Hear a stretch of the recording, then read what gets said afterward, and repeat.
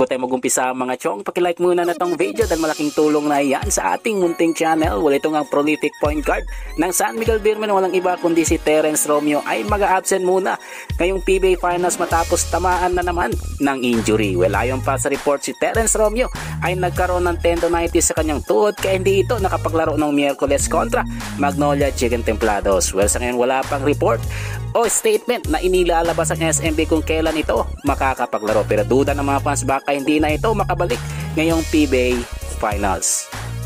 Ibang balita, punta naman tayo sa daman with a million moves. Walang iba kundi si James Yap na inopera ni Troy Rosario ng kanyang jersey number 18. Well, ayon pa sa report, gustong ibigay ni Troy Rosario ang kanyang jersey number 18 para kay Yap, pero hindi nga ito tinanggap dahil may bago na itong jersey number which is ang numero 15 na araw ng kanyang kapanganakan.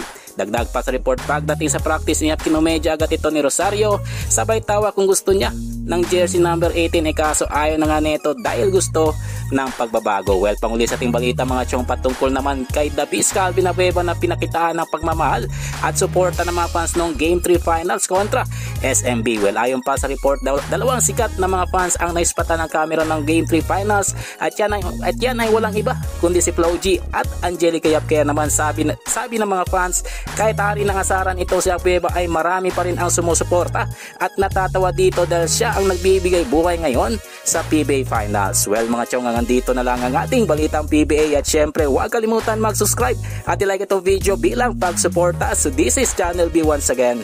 I'm out.